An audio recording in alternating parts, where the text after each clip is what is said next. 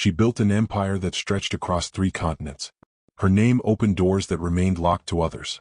Presidents returned her calls. Boardrooms fell silent when she entered. But none of that mattered on the night she looked at her paralyzed daughter and made a choice that would haunt her forever. The billionaire Veronica Cole had everything except the one thing money couldn't buy: the courage to love when love demanded sacrifice. When her only daughter lay broken in a hospital bed, fighting to survive, Veronica made a calculation. She weighed her reputation against her child's life, and the scales tipped toward pride. What happened next wasn't just abandonment. It was erasure. The daughter who once called that mansion home became a ghost, forgotten in a facility where hope went to die. But here's what nobody expected. Some things don't always stay buried. Sometimes they are discovered. Sometimes they appear. And sometimes they become more powerful than anyone who tried to destroy them. Before we dive deeper, let us know in the comments where you're watching from. We'd love to hear from you. And if you're new here, click on the subscribe button so you never miss any of our upcoming videos. This is a story about 2 women bound by blood but separated by something far more powerful than distance. One woman had everything and threw it away. The other had nothing and built an empire from the ruins of her broken body. In the gleaming high-rises of Atlanta, Veronica Cole was more than a businesswoman. She was a symbol. The self-made billionaire who proved that black excellence could dominate any industry. Her real estate empire changed skylines. Her investment firm created generational wealth for thousands of families. But behind those achievements lived a daughter whose only crime was needing her mother at precisely the wrong moment. The night everything changed started like any other evening in the Cole mansion. Nobody could have predicted that within hours, a family would shatter in ways that seemed impossible to repair. Veronica Cole didn't inherit her fortune. She clawed it from the earth with her bare hands. Growing up in South Memphis during the 80s meant watching your neighborhood crumble while politicians promised change that never came. Her mother cleaned houses for families who barely acknowledged her existence. Her father disappeared before Veronica's 5th birthday, leaving behind nothing but questions and a hole that money would one day try to fill. At 16, Veronica started buying abandoned properties for pennies and flipping them before anyone called it flipping. By 25, she owned 14 rental units across Memphis. By 30, she'd moved to Atlanta and started Cole Enterprises, a real estate and investment firm that would eventually manage over $2 billion in assets. The girl from South Memphis had become the woman everyone wanted to know. But success demanded sacrifices. Relationships became transactions. Time became currency. And when Veronica gave birth to Sarah at 38, she approached motherhood the same way she approached business, with strategy, discipline, and an emotional distance that kept vulnerability at bay. Sarah Cole grew up in a mansion that felt more like a museum than a home. Her mother was always somewhere else, closing deals in New York, meeting investors in Dubai, delivering keynote speeches at conferences around the world. Nannies raised Sarah. Private tutors educated her. But what she wanted most was the one thing Veronica couldn't schedule into her calendar: time. The girl learned early that love in the Cole household came with conditions. Good grades earned approval. Perfect behavior earned attention. Achievements earned a rare smile from her mother. But simple affection without accomplishment? That currency didn't exist in Veronica's economy. Despite the emotional desert of her childhood, Sarah grew into something remarkable. At 17, she had her mother's intelligence but none of her coldness. She volunteered at homeless shelters on weekends. She tutored younger students after school. She dreamed of becoming a doctor, not to build wealth but to heal the broken places in people that money couldn't touch. This difference created a quiet tension that lived in the spaces between mother and daughter. Veronica saw medicine as a waste of Sarah's potential. Why spend decades in school treating patients one at a time when you could build systems that created wealth for entire communities? Why be a doctor when you could own the hospitals? Sarah tried explaining that healing wasn't about efficiency or scale. It was about presence. About being there in someone's darkest moment. About caring for the person in front of you with everything you have. But Veronica only heard idealism, and idealism had never paid any bills or changed any neighborhoods. The tension never exploded. It simmered. Quiet disagreements at dinner. Disappointed sighs when Sarah talked about her future. A distance that grew wider even as they lived under the same roof. By the time Sarah turned 19, they had become strangers who shared a last name and nothing else. That fall, Sarah started her pre-med program at Spelman College. She threw herself into her studies with an intensity that finally made her mother pay attention. For the first time in years, Veronica called regularly. She attended a few of Sarah's presentations. She even smiled with what looked like genuine pride when Sarah made the dean's list. Sarah let herself hope. Maybe her mother was finally seeing her. Maybe success in school would bridge the gap that love alone couldn't cross. Maybe if she just worked harder, achieved more, proved herself worthy, her mother would finally look at her and see something more than a reflection of her own ambitions. But hope is a dangerous thing when you're hoping for someone to become something they're not. November 17th. The date is burned into both their memories for different reasons. For Sarah, it was the night she was supposed to meet her mother for dinner, a rare invitation that felt like progress. For Veronica, it was the night a phone call interrupted a meeting that would have secured the biggest deal of her career. Sarah left campus at 6:30, driving through Atlanta traffic in the used Honda Civic she'd bought with money from her summer job. Her mother had offered to buy her a luxury car, but Sarah refused. She wanted something she'd earned herself. That independence would save her life and destroy it in the same moment. The rain started as she merged onto the interstate. Not a gentle rain, but the kind that turns highways into rivers and makes brake lights blur into streaks of red panic. Sarah slowed down.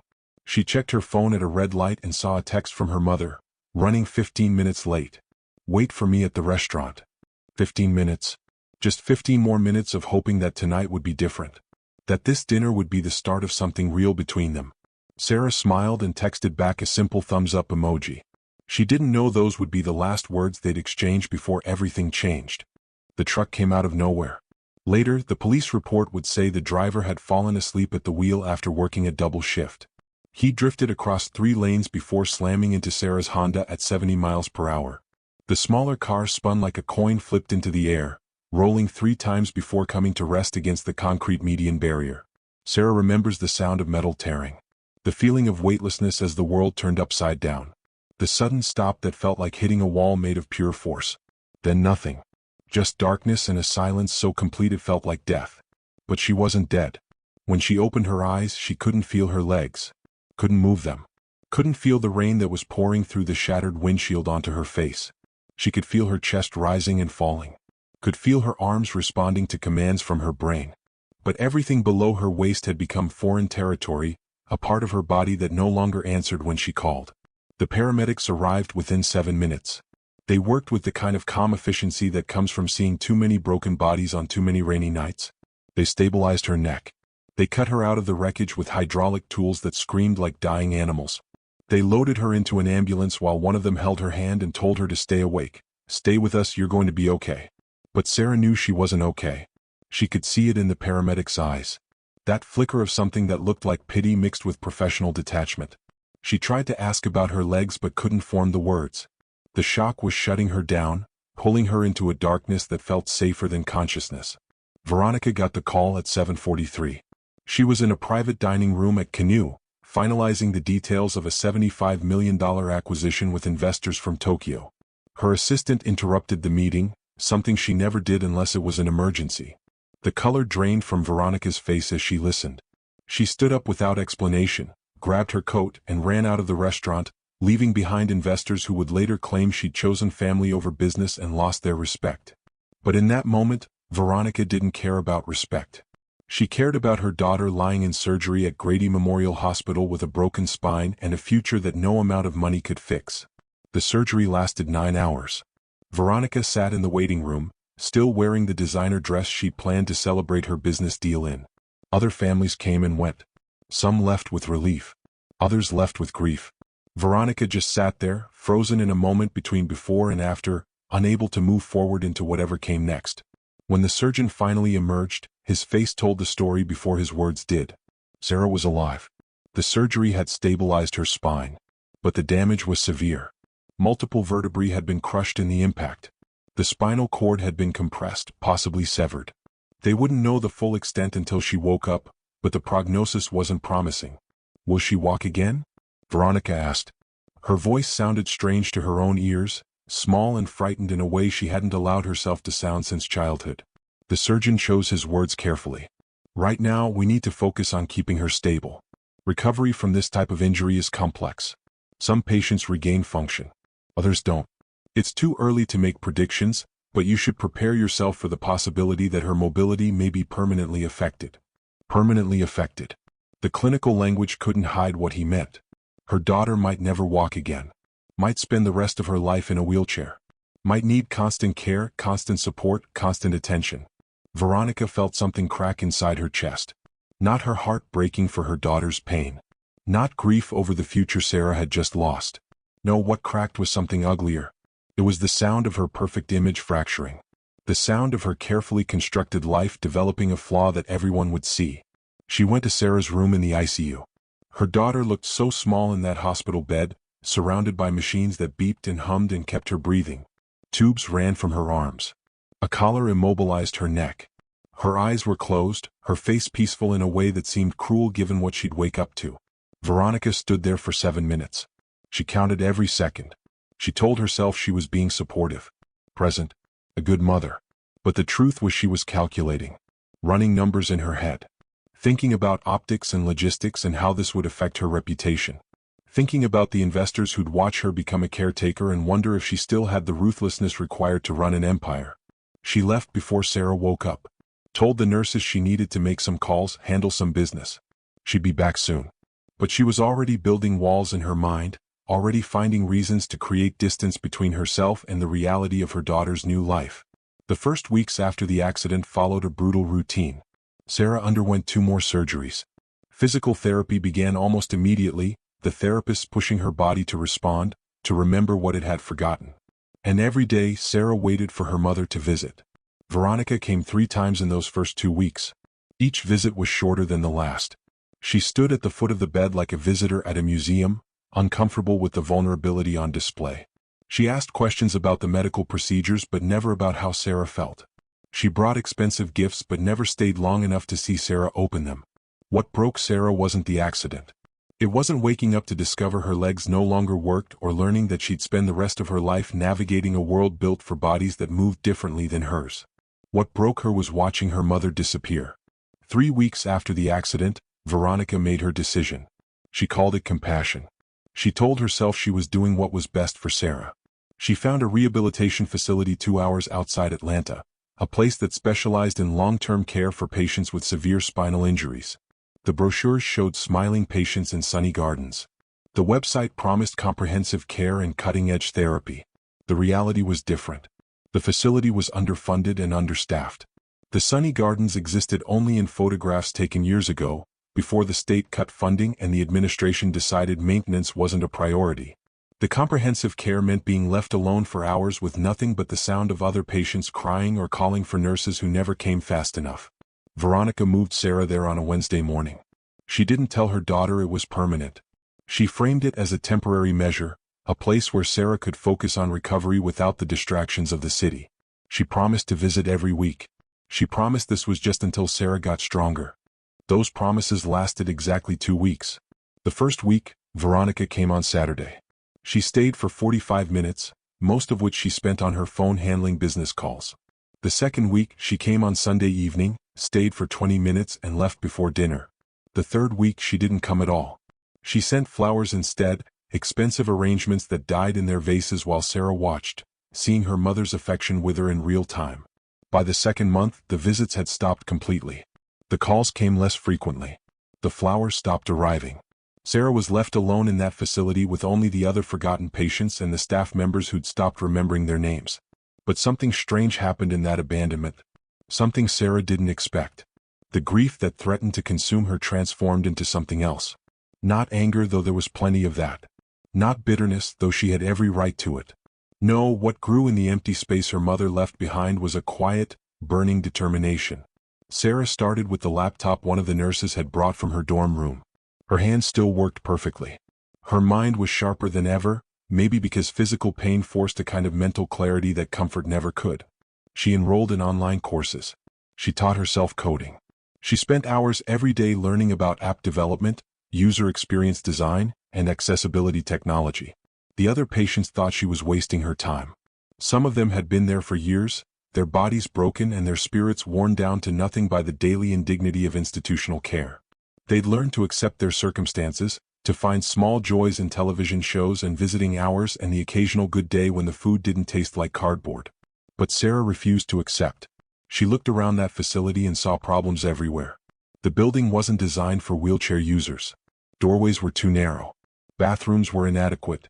The therapy equipment was outdated. The staff was overworked and underpaid. Everything about the place screamed failure, and Sarah decided she wouldn't become another casualty of a system that didn't care. She started small. She created a simple app that helped patients track their medication schedules.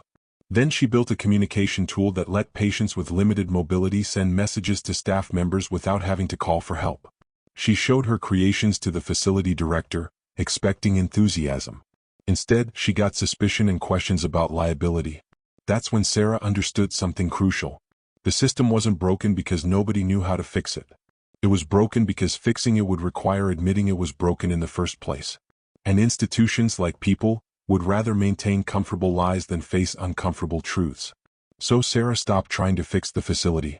She started planning her escape. She found online communities of disabled entrepreneurs and activists. People who'd built businesses from hospital beds and wheelchairs in situations that would have defeated anyone with less fire in their soul. She learned about grants and crowdfunding and angel investors who specifically looked for companies solving accessibility problems. At night, while the other patients slept, Sarah worked. She refined her apps. She built a portfolio. She wrote business plans and practiced pitches and imagined a future that looked nothing like the present, crushing her on all sides. Meanwhile, in Atlanta, Veronica was building a different kind of empire.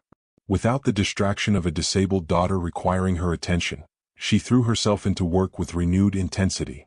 She closed the deal with the Tokyo investors. She acquired 2 major properties in downtown Atlanta. She was profiled in Forbes and invited to speak at TED. Her friends in Atlanta's social elite congratulated her on her strength. They admired how she'd handled such a difficult situation with grace and composure. Some of them had children with problems too, addiction, criminal records, embarrassing scandals, and they respected Veronica's decision to maintain boundaries, to not let family dysfunction derail professional success. Nobody asked about Sarah. Or if they did, Veronica had a rehearsed answer. She's receiving excellent care at a specialized facility. We're all very hopeful about her progress. The answer was technically true and completely dishonest, the kind of statement that wealthy people use to hide ugly realities behind pleasant-sounding words. But guilt is a persistent thing. It doesn't care how successful you become or how many people applaud your achievements. It waits in the quiet moments between meetings. It shows up in dreams you can't quite remember when you wake. It lives in the space between who you are and who you told yourself you'd be. Veronica felt it sometimes. Late at night in her mansion, alone in a master bedroom larger than most people's apartments, she'd think about Sarah. She'd pick up her phone to call and then put it down again, telling herself tomorrow would be better. Tomorrow she'd visit. Tomorrow she'd figure out how to be a mother to a daughter whose needs terrified her. But tomorrow never came. It kept getting pushed back, deferred, rescheduled like a meeting that never quite fit into her calendar. And the longer she waited, the harder it became to imagine reaching out. The gap between them widened from weeks to months to years, until the idea of calling her daughter felt as impossible as calling a stranger. In the rehabilitation facility, Sarah's 20th birthday came and went without acknowledgement. No card. No call. No flowers. Just another day that tasted like every other day, bland and forgettable and heavy with the weight of being forgotten. That night, something shifted inside her. She'd been working on an accessibility app for nearly a year, refining the interface, testing it with other patients, building something that actually solved real problems for real people. She'd been afraid to share it widely, afraid it wasn't good enough, afraid of failing in front of the world. But on her 20th birthday, alone in a room that smelled like disinfectant and resignation, Sarah decided fear was a luxury she couldn't afford anymore. She uploaded her app to the iOS store. She shared it in disability advocacy forums.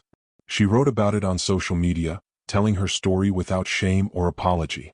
Within a week, the app had 5,000 downloads. Within a month, 50,000. Physical therapists started recommending it to their patients. Occupational therapists used it in their sessions. Disability rights organizations featured it in their newsletters. And then the messages started coming. People thanking her. People telling her how the app had changed their daily lives. People who'd felt invisible for so long finally feeling seen. Sarah read every message. She cried over some of them. But mostly she felt something she hadn't felt since before the accident. Purpose. If you're still watching, comment below and let us know. This story gets even more powerful and we want to know you're still with us. 3 years passed. Sarah turned 23 in a small apartment in San Francisco, 3,000 miles from the facility where she'd spent 2 years of her life. She'd eventually qualified for a grant program that relocated her to California, where she could access better resources and opportunities. The tech world, for all its flaws, had proven more welcoming than the medical establishment. Investors who might have looked past her in Atlanta saw potential in San Francisco. Her first app had led to a second, then a third. She'd built a company called AccessPath, creating a suite of tools designed by disabled people for disabled people. The apps weren't charity projects. They were sophisticated products that solved real problems, and Sarah ran the company with the same business acumen her mother had once possessed. By 25, AccessPath had raised $18 million in venture capital. By 26, the company was valued at over $300 million. And by 27, when a major tech company offered to acquire AccessPath for $1.2 billion, Sarah had become the youngest self-made black female billionaire in American history. The headlines appeared everywhere. Forbes, Business Insider, TechCrunch, The New York Times. They all wanted to tell the story of the paralyzed woman who'd built an empire from a hospital bed, who'd turned her disability into a superpower, who'd proven that limitation was just another word for opportunity. The articles mentioned her difficult childhood. They referenced a wealthy family who hadn't supported her journey. But Sarah never gave interviews that identified her mother. She never named Veronica Cole or connected her success to the woman who'd abandoned her. When reporters asked about her family, Sarah's answer was always the same: "I'm grateful for everyone who believed in me when I needed it most." It was the perfect revenge, success so complete it required no bitterness, grace so profound it exposed cruelty without condemning it. In Atlanta, Veronica read the articles with something close to physical pain. She saw pictures of Sarah at tech conferences speaking to crowds of thousands. She watched YouTube videos of her daughter explaining accessibility design principles with the confidence of someone who'd earned every word she spoke. She saw Sarah's face on magazine covers, her smile radiant with an achievement that had nothing to do with the woman who'd given birth to her. At first, Veronica felt pride. That's my daughter, she thought. That's cold blood running through her veins. But the pride curdled quickly into something uglier when she realized Sarah hadn't mentioned her once, hadn't thanked her, hadn't acknowledged the foundation she'd provided. Veronica told herself Sarah was being ungrateful, vindictive, using her disability to gain sympathy while pretending she'd done it all alone. But late at night, when the rationalization stopped working, Veronica knew the truth. Sarah hadn't mentioned her because she didn't matter. Because whatever her daughter had become, she'd become it despite Veronica, not because of her. That realization hurt worse than any business failure, worse than any financial loss.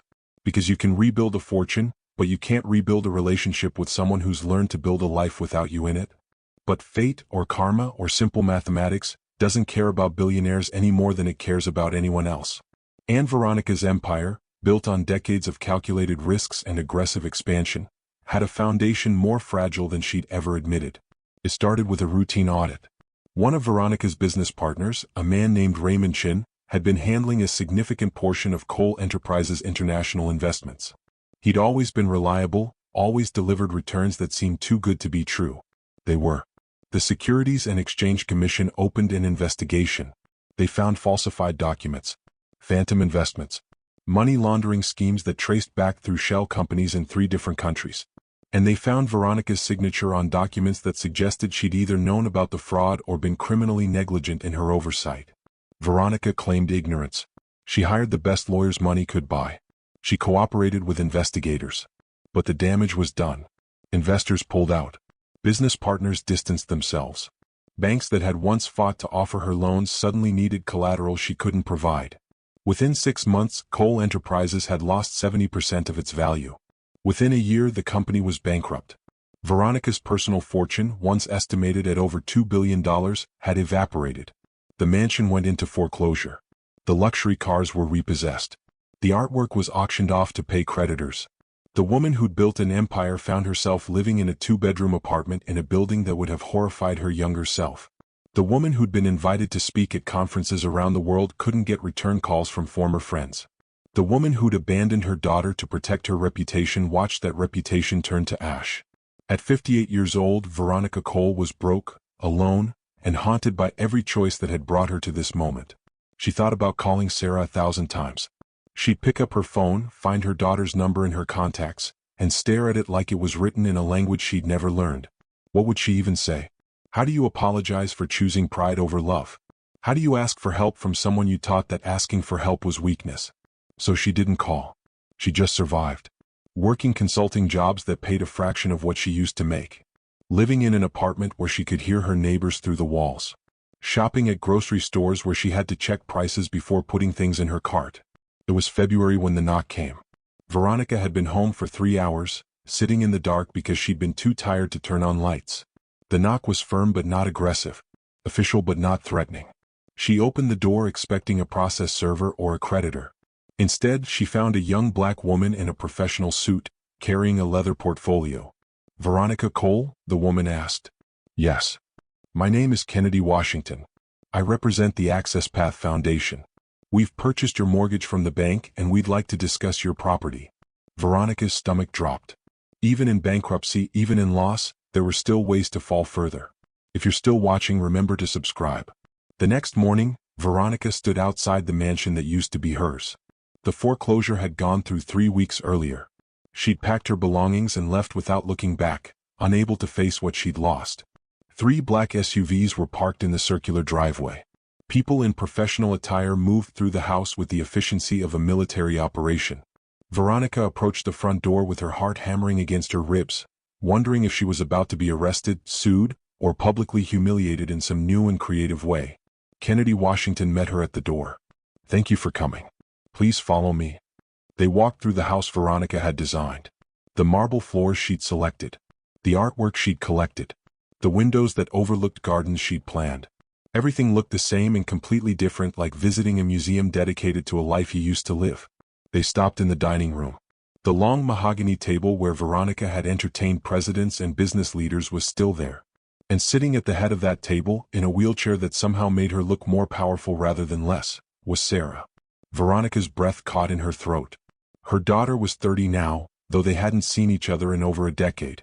The girl who'd left for college with dreams of becoming a doctor had become a woman who looked like she could buy and sell hospitals without checking her bank balance.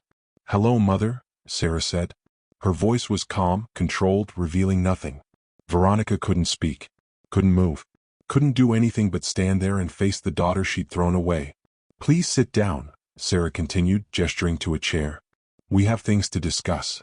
Veronica sat. Kennedy Washington stood by the door, present but silent. "I bought your house," Sarah said. "Actually, my foundation bought it. We purchased the mortgage, the property, and all the furnishings. The Access Path Foundation is turning this mansion into a rehabilitation center for young women with spinal cord injuries. We're going to provide world-class care, cutting-edge therapy, and educational opportunities for women who've been told their lives are over." She paused, letting the information settle. "We're calling it the Cole Center for Disability Excellence. Your name will be on the building. Your legacy will be helping women like me, women you chose to forget." Veronica felt tears burning her eyes. "Sarah, let me finish." Sarah's tone wasn't harsh, but it was firm. "I've spent years being angry at you. Years wondering what I did wrong. Years trying to understand how a mother could look at her paralyzed daughter and decide her reputation mattered more than her child's life." The words landed like physical blows. Veronica wanted to defend herself, to explain, to make Sarah understand the pressure she'd been under. But how do you explain choosing pride over love? How do you make that calculation sound reasonable? "But anger is exhausting," Sarah continued. "And I realized something in building my company. I realized that the worst thing you did to me wasn't putting me in that facility. It wasn't abandoning me. It wasn't even the years of silence." She wheeled herself closer to the table, her eyes never leaving her mother's face. "The worst thing you did was teach me that success matters more than people. That what others think matters more than what's true. That vulnerability is weakness and asking for help is failure. You taught me to be like you, and I almost became exactly what I hated." Veronica was crying now, tears running down her face without restraint. "But I chose differently," Sarah said. "I chose to build a company that values people over profit. I chose to use my success to help others instead of just accumulating more. I chose to be the kind of person you never were." The silence that followed felt like falling. Veronica understood she was being offered something, but she couldn't name it yet. "So here's what happens next," Sarah said. "The Cole Center opens in 3 months. We need a director. Someone who understands business, who knows how to manage resources, who can speak the language of donors and investors." She reached into a folder and pulled out a document. "I'm offering you the job. $70,000 a year. Standard benefits. You'll live on site in a renovated wing of the mansion. You'll work directly with patients, manage staff, and make sure this center provides the care you refuse to provide to me. Veronica stared at the job offer like it was written in a foreign language. Why? She whispered. Why would you do this? Sarah's expression softened slightly. Because despite everything, you're still my mother. Because I refuse to let your mistakes define my choices. Because forgiveness isn't about what you deserve. It's about what I deserve, and I deserve to be free of the weight I've been carrying. She pushed the document across the table. This is your chance to become the person you should have been. To take everything you learned building your empire and use it to help women who need what I needed when you walked away. You can say no. You can walk out of here and never see me again. But if you say yes, you need to understand something. Sarah leaned forward, her voice dropping to something just above a whisper. This isn't me being soft or weak or letting you off easy. This is me giving you the opportunity to earn back even a fraction of the respect you lost. You will work harder than you've ever worked. You will face women who remind you of what you threw away. You will see, every single day, the person you failed to be for me. Veronica looked at her daughter, this powerful, brilliant, unbroken woman who'd risen from abandonment to build something beautiful out of pain. And she understood that this was both mercy and judgment. Grace and accountability. A bridge built from the ashes of what should have been. I'll do it, Veronica said. Her voice was barely audible. I'll do whatever you need. Sarah nodded. Good. Kennedy will handle the paperwork. You start in 2 weeks. Don't be late. She began to wheel herself toward the door, then paused. And Mother? I forgave you years ago. But that doesn't mean I've forgotten. It just means I refuse to let what you did turn me into you.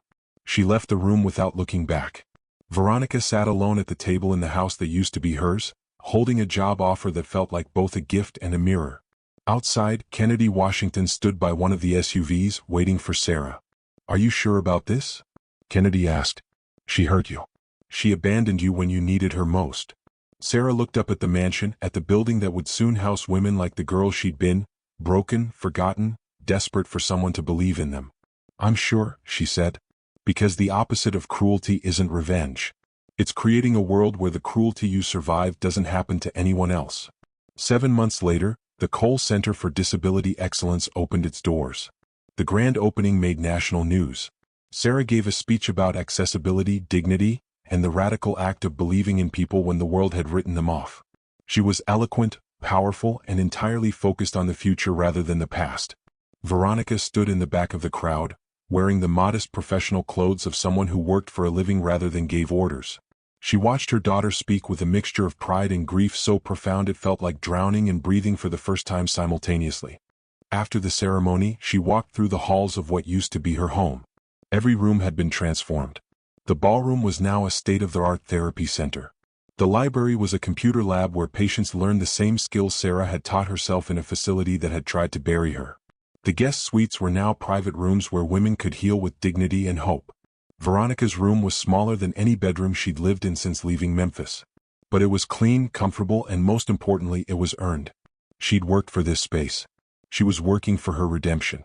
The first patient she met was a 19-year-old named Aaliyah from Birmingham. Car accident. T4 spinal injury. Doctors said she'd never walk again. Her family had stopped visiting after the first month. She had the same look Sarah had worn a decade earlier, the exhausted expression of someone who'd been forgotten. Veronica sat across from Aaliyah in the common room, introduced herself as the center director, and asked what she needed. I need someone to believe I'm not finished, Aaliyah said. I need someone to see me as more than this. She gestured to her wheelchair. Veronica felt something crack open in her chest. You're not finished. Not even close. And if nobody else believes it, I will. It wasn't enough. It could never be enough to erase what she'd done. But it was a beginning. Over the following year, Veronica learned things she'd never known during her decades as a billionaire. She learned what it meant to be present. To listen without calculating. To care without conditions. She learned the names of every patient in the center. She learned their stories, their dreams, their fears. She learned that power isn't about what you own but about what you give when giving costs you everything. Sarah visited the center once a month. She never stayed long. She'd walk through, wheel through the halls, speak with patients, check on programs. She and Veronica maintained a professional distance that felt like miles compressed into inches. They were cordial, respectful. But they weren't mother and daughter. Not yet. Maybe not ever. But one afternoon in late spring, Sarah found Veronica in the therapy room, sitting beside Aaliyah's wheelchair. The girl was crying, frustrated after another session where her legs refused to respond the way the therapists hoped. Veronica wasn't offering empty encouragement or toxic positivity. She was just sitting there, holding the girl's hand, letting her cry without trying to fix it. Sarah watched from the doorway. She saw something in her mother she'd never seen before: genuine presence. The ability to be with someone in their pain without making it about herself. It was a small thing. Maybe too small to matter. But it was real. After Aaliyah left, Sarah wheeled into the room. Veronica looked up, surprised. "She reminds me of you," Veronica said quietly. "So angry and so brave she doesn't even know how brave she is." Sarah didn't respond immediately. She looked at her mother, this woman who'd fallen so far and was trying so hard to climb back to something resembling redemption. "Do you remember the night of my accident?"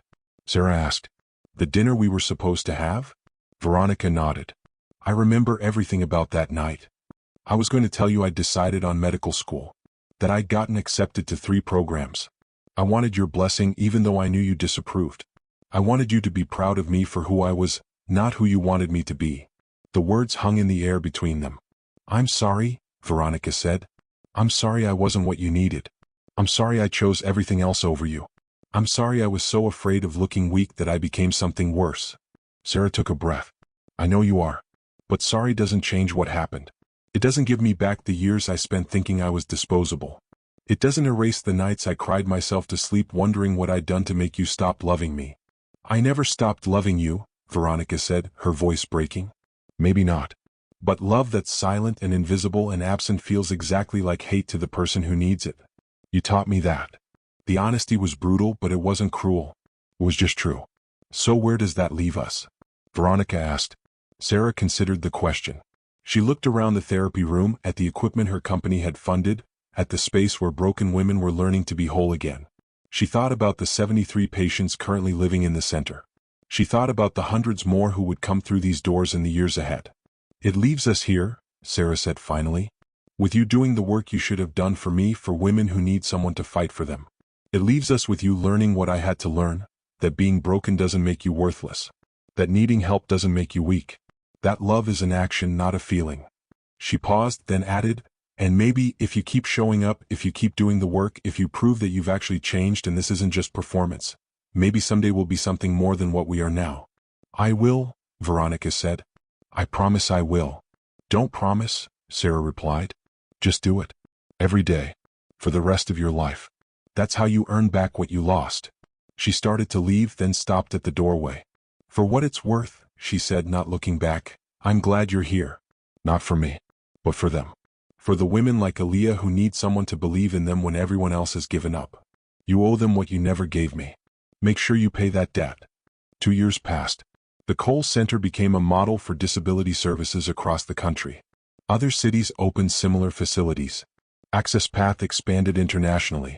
Sarah's face appeared on the cover of Time magazine with the headline, "The Innovator Who Turned Trauma into Transformation." In the article, Sarah finally spoke about her mother. Not with bitterness or blame, but with complicated honesty. That evening there was a celebration at the center. Aaliyah was being discharged. She'd regained partial function in her legs through months of intensive therapy. She'd also been accepted to Georgia Tech's computer science program. She'd learned to code during her time at the center, inspired by Sarah's story and taught by volunteers from Access Path. Sarah came to the celebration. She rarely missed these moments, the graduations, the milestones, the small victories that meant everything to the women who'd fought for them. After the cake was cut and the speeches were made, Sarah found Veronica in the garden. Her mother was sitting on a bench, watching the sun set over the grounds that used to be her kingdom.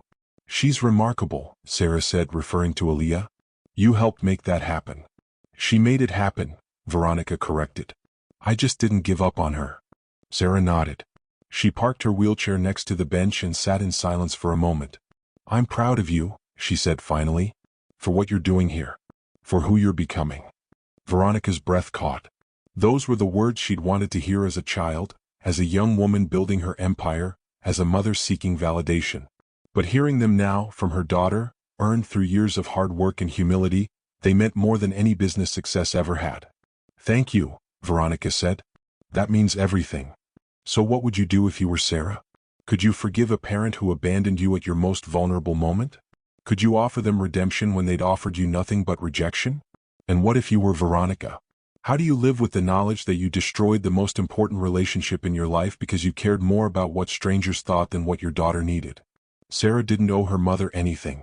She could have let Veronica fall as far as gravity and consequence would take her. She could have watched from a distance, secure in the knowledge that karma had finally caught up. That would have been justice. But Sarah chose something harder. She chose to offer her mother a path back to humanity, even if that path never led back to the relationship they'd lost. She chose to break the cycle of abandonment by refusing to abandon, even when abandonment would have been justified. That's not weakness. That's not letting someone off the hook. That's understanding that sometimes the most powerful thing you can do is refuse to become what hurt you. If this story touched you, if it made you think about forgiveness and family and the choices we make when we're broken, leave a comment below. Tell us what you would have done in Sarah's position. Tell us if you've ever had to choose between justice and mercy. Tell us your story, because everyone has one and every story matters. Like this video if you believe in second chances. Subscribe if you want more stories about real people facing impossible choices and finding unexpected grace. Share it with someone who needs to remember that being broken isn't the end of your story, it's sometimes just the beginning. And remember, your worst moments don't have to define you. Your pain doesn't have to poison you. Your trauma doesn't have to trap you. You can choose, every single day, to be something other than what hurt you. You can build something beautiful from the ruins. You can offer grace when you've only known rejection. That's not just Sarah's story. That's the story available to every one of us, if we're brave enough to write it. Thank you for watching. We'll see you in the next one.